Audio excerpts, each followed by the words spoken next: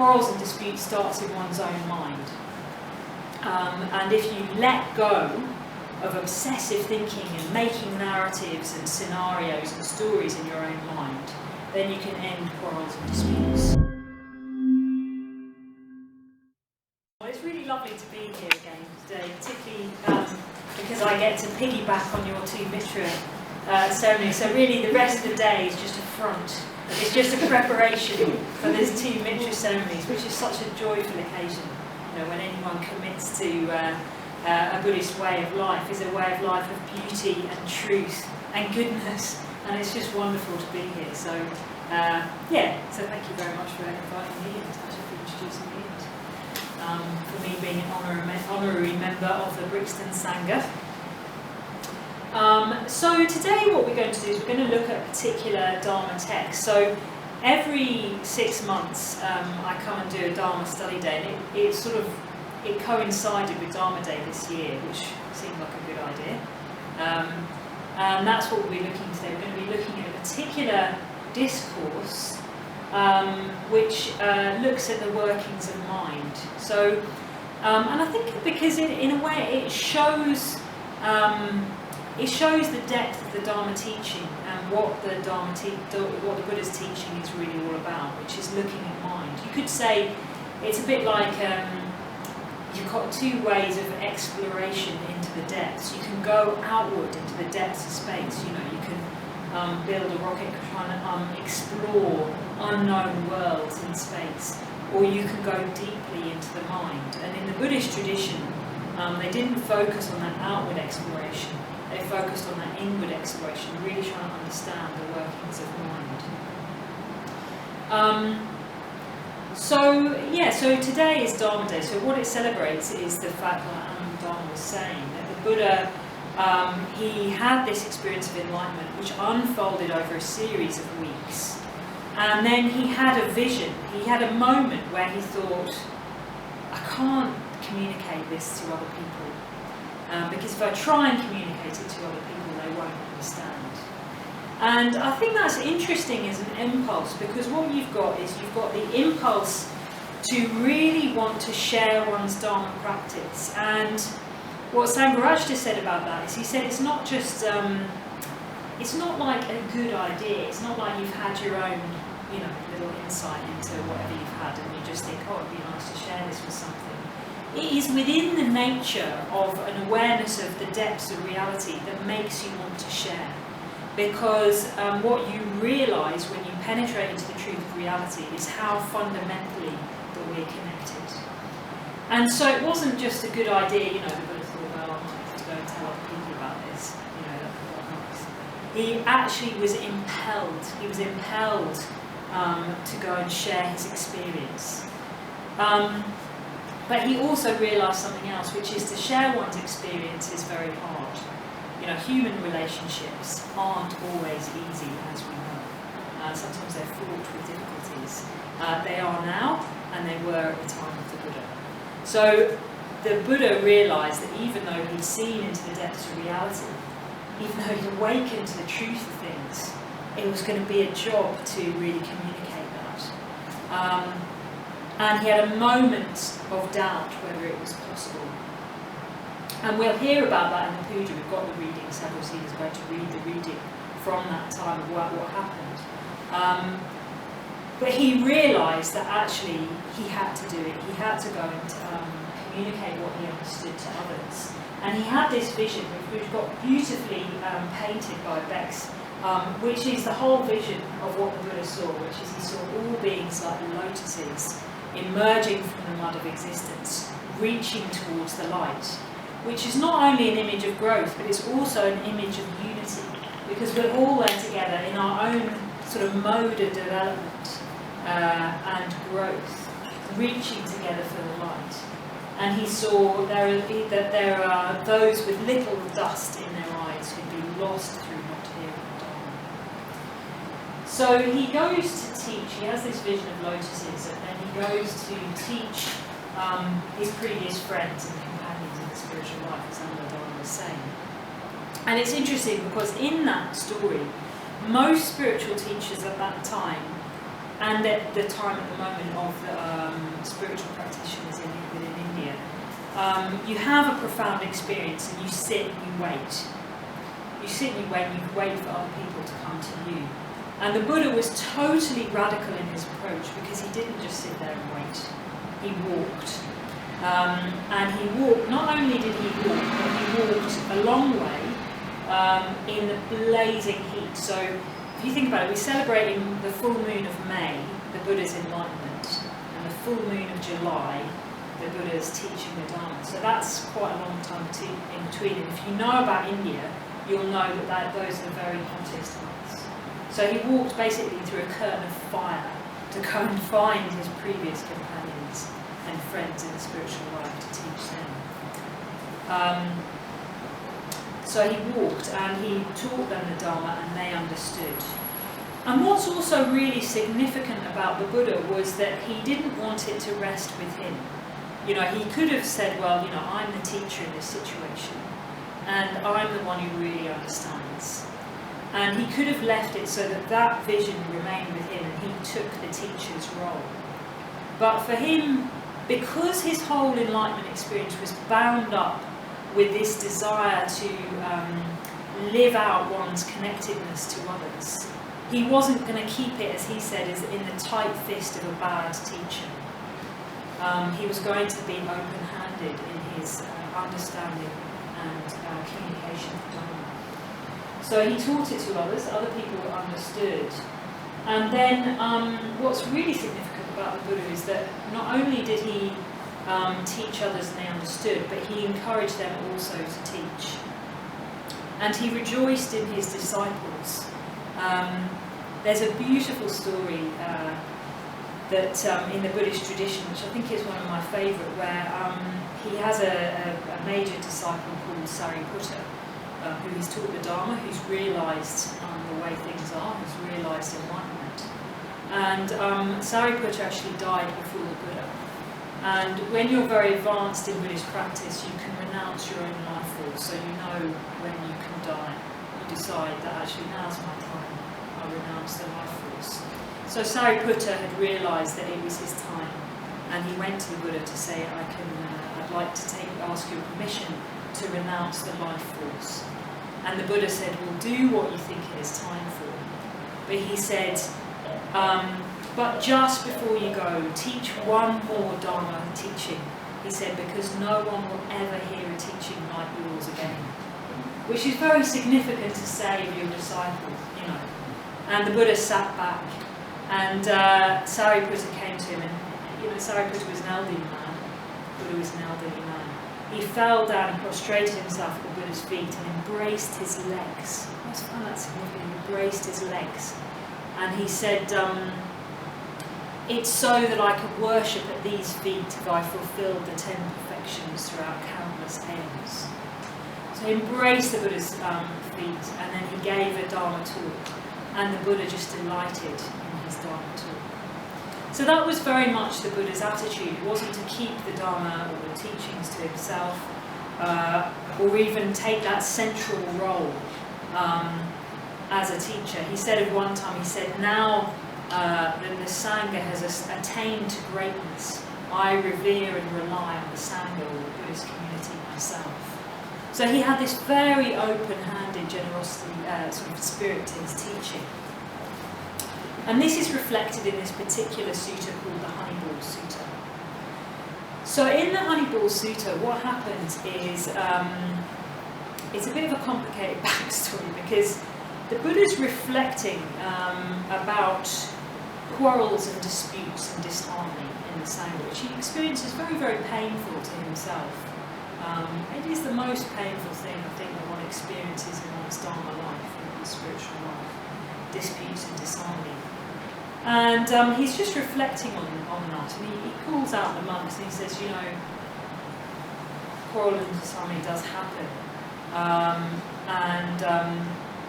They say to him, well, why does quarrel and disharmony happen, and how can we stop it? And he said, well, it happens because of the mind. So he's not saying that quarrels and disharmony happen because of other people, because Joe Bloggs said this, and he was bang out of order, which is basically what happens in primary school.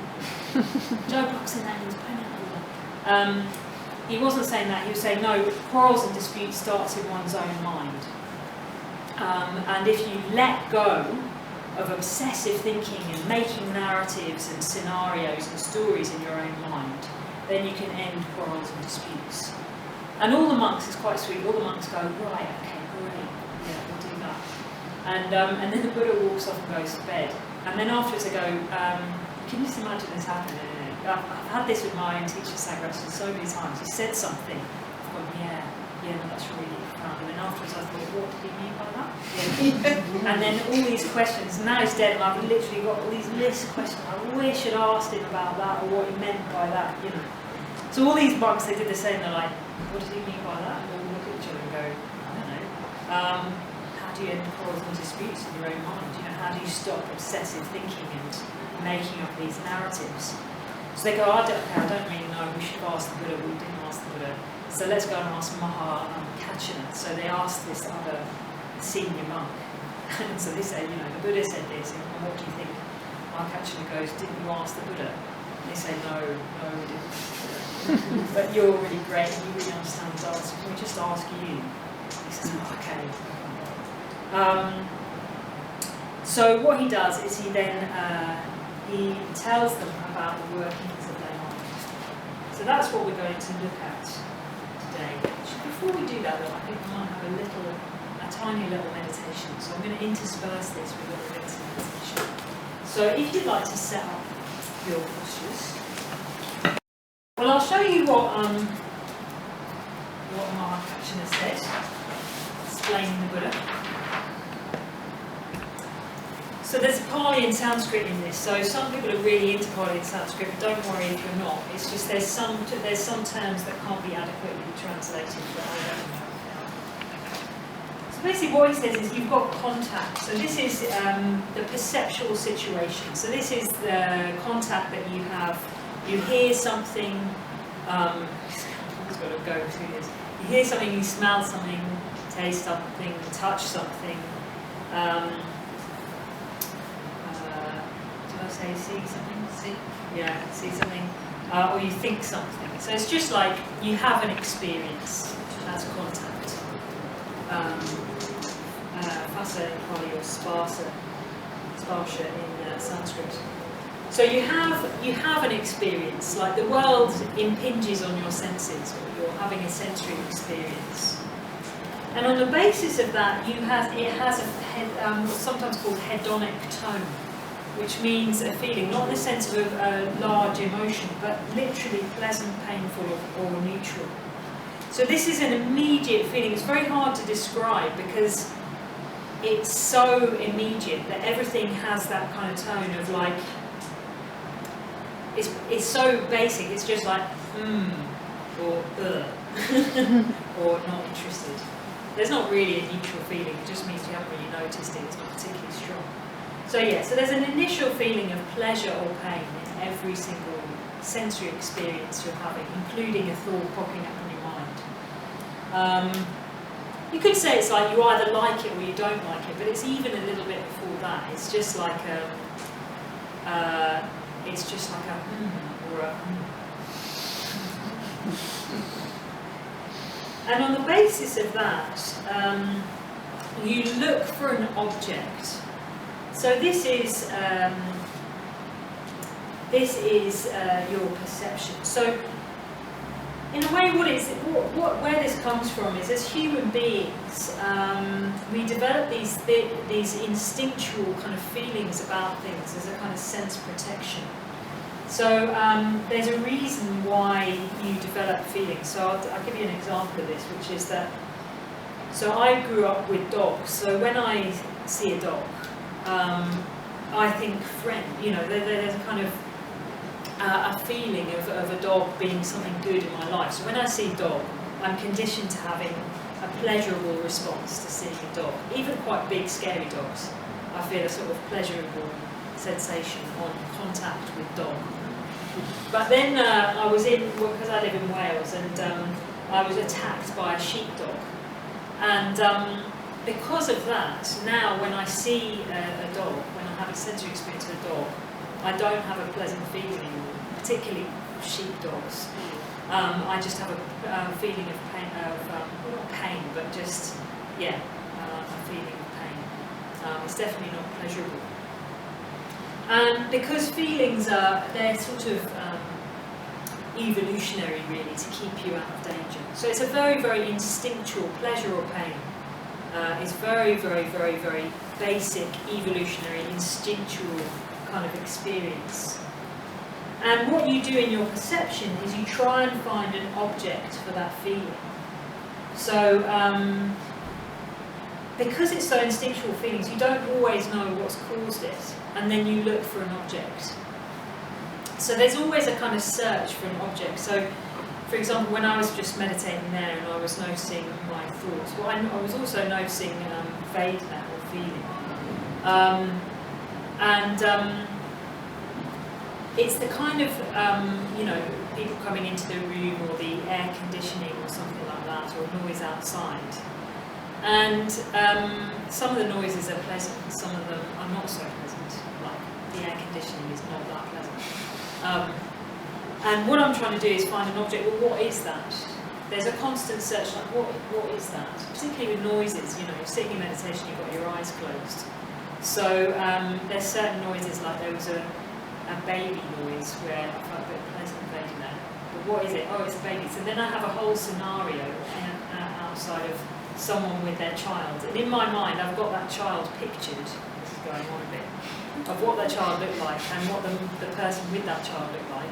In this case, with its mother, I don't even know, the child would be running out into a road with no one. I don't know. But I've got this kind of idea. So I start creating an object for feelings. What's created those feelings? So the object for the sound of the air conditioning. Unpleasant. What's the source of that sound? And then, of course, I start to think about it. So you have an initial perception on the basis of your feeling, and then you have where you're looking for an object. What is it? What's causing this feeling? What is the object behind the feeling? And then you have initial thought, which is where it's a bit like you get that perception. You try to find an object. You get that perception. Then you grab onto it. It's a bit like you grab onto a steering wheel. Okay, there's a sound of a child outside. I've grabbed onto that perception. It's a child. That's not so pleasant as a little child noise. Anyway, yeah, you've got a Vedana feeling associated with a particular noise. You can have a perception of what it is, a thought about that. So my thoughts are often, if it's unpleasant, I think it shouldn't be happening, and then I think I need to sort it out. So like the air conditioning, I think, is it necessary to have the air conditioning on in meditation, or could we turn it off? Or will that just make people too hot, which would also be a distraction for the meditation? Or is it a good thing? And we've got the windows open, so does it work having the air conditioning, the windows open? Well, you need the windows open because of COVID. And do you see what I mean? So you grab onto a thought, and then it's like grabbing onto a steering wheel, and then you start turning. So you get into what's called prapancha. And prapancha is, it's almost, it can be translated as obsessive thinking or mental proliferation. And that's where you get that story, and the story goes round and round and round. And before you know it, you've got a whole scenario going on. You know, so there's a whole scenario going on about the air conditioning, when you have the air conditioning on. You have a whole scenario about the child, actually is that child in danger, or is it running out into the road, or is it just annoying, or is it quite a sweet child in this little mental scenario that I've created for myself. And you've created, before you know it, you've got what's called perceptions and categories, what the Buddha calls perception and categories, born of prapancha, born of this obsessive thinking, this thinking that goes round and round and round. You've created a whole mental narrative for yourself, which you believe utterly and entirely, and then it informs your future experience of the world. It informs how you live in the world, these experiences you start to have in the world. You know, so for example, with a sheepdog, it means that I'm going to avoid contact with sheepdogs. I see a sheepdog, I'm like, I'll give you another example of this. So it can be pleasant or be painful feelings. So I was in the community. So I was in the community where I live. So I live in a Buddhist community, residential community, and I was feeling quite stressed because I was going to a meeting, and then I was going straight to India, and I had to take with me a big box of books to India. Every time I go to India, I end up having to take some enormous heavy item of luggage. Anyway, so I had all this stuff. I had to pack to go to the meeting and go to India. I had this massive... Oh, that was right. And I was also coming to the Brixton retreat in January. So I came having to pack that and also having this massive box. I had a bit of a moan to my friend. And she said to me, "Our unsung hero." And I got really annoyed. So basically, she said to me, "Our unsung hero." And which gave me a painful feeling. It wasn't the right moment to call me an unsung hero. I was feeling extremely sorry for myself. So then I look for an object of that painful feeling, and I think, right, it's you, Shantavadri. You are the source of my painful feeling. And then I start thinking about it, like, and then the story goes around of like, so I grab onto this, like, you, Shantavadri, didn't say the right thing at the right time. And then I think, and no one understands my pain. I've always got this really deep story, like, no one understands my pain. So I start grabbing onto that old story, which is no one understands my pain. And then I go to town on it and I get really annoyed. Pam knows Shantavadri, so do you know Shantavadri? She's a really lovely woman. I'll tell you what happened to the end of the story. So anyway, so then I go into a whole story. I went off, I stormed out of the kitchen. I went off in a huff. She smiled knowingly, went into a huff. And actually I was going to meeting with her that day, so we had a whole train journey, so we were not in a very good mood. And then I took off, on the train, I took off my hoodie, which I just bought from a charity shop. And I took it off because it was a bit hot, and I put it down, and on the back it said in really big letters, "Unsung Hero." And I just bought it for a charity shop, so I hadn't really looked, and I went, "So you let me be in a bad mood with you all day, Shantavadri, even though you just pointed out what was on the back of my sweatshirt." She went, "Yeah, I just thought I'd let you stew with that one." But that's what goes on, you know. I've created this whole scenario about how Shantavadri doesn't understand my pain. And all she was doing was making a joke about the thing that was written on the back of my sweatshirt, which I hadn't actually noticed until quite a while during the So we have a joke about it now, like, this thing. Yeah, anyway, she calls me the unsung hero. But it was really interesting watching my mind. Like, I created a whole scenario about that, a whole scenario about how no one understands my pain. And then I saw that actually what was wrong was my perception of the situation. I got a painful feeling and I'd attributed it to my dear friend. Because the other thing that the Buddha said is about your perception isn't neutral. We all think we've understood the object of our feeling. But actually what it is what are called the anusayas. So our perception, the very way that we perceive the world and what's going on in every single situation we encounter is informed by what's called the anusayas. And the anusayas are latent tendencies. They're stories that we've created from previous experience. And in the Pali literatures they say they've got 3 levels. Mostly they're dormant. You don't really know your latent tendencies in any situation because they're unconscious. They're conditioned by previous experience. And then there's another stage which is basically, like, literally in Pali, it's something like whipped up. They're activated in any particular contact, so they're in any particular experience that you have, they're activated. And then you act them out. So for me, in that situation, I've got an unpleasant feeling. I immediately attribute it to someone actually I love very deeply as not understanding me, because I've got a latent tendency within my experience to follow a narrative where people that I love and care about don't really understand me and don't understand my pain. It's all very, very self-referential. I hate to tell you this, but most of our mental thoughts are pretty self-referential. So I've got a whole story in the background that means that when a particular situation arrives, I'm going to go into that story and not another story. So I'm going to immediately interpret it as no one understands my pain. And then I go into these kind of mental loops. And that just gives rise to the same narrative again and again and again and again. And we're doing that all the time. So it's a bit like, say, for example, with meditation, you're having an experience where you're quite distracted in meditation. There's thoughts going boom, boom, boom, all in your head all the time. And you have a painful or unpleasant feeling in response to that.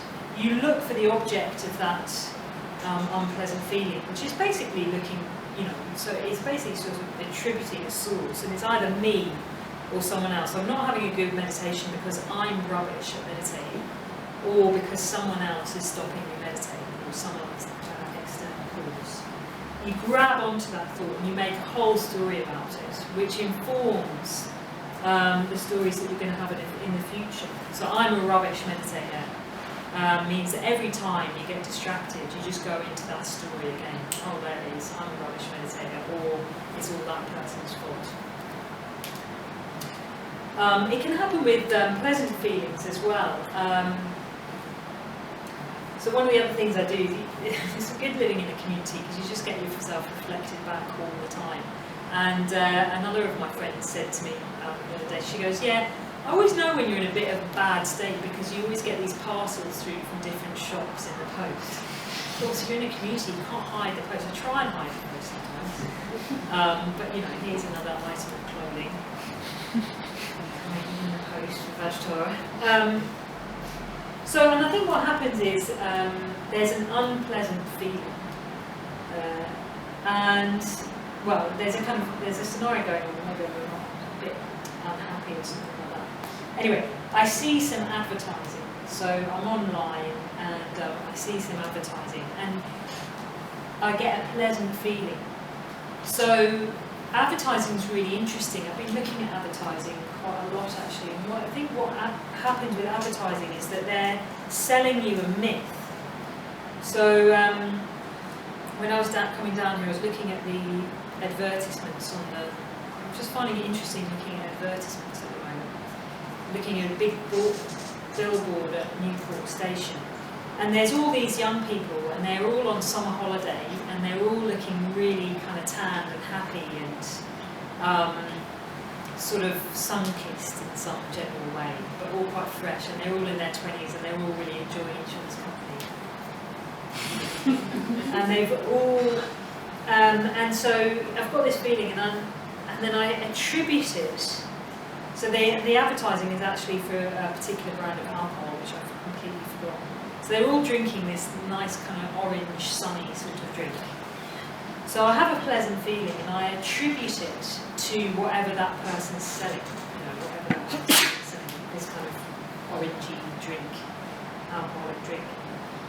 And then I go into, my mind goes, well, if I had that, then I'd be like that. So it's not that if you had this orange alcoholic drink, you just have an orange alcoholic drink, it probably wouldn't even taste that nice. It's got nothing to do with the taste.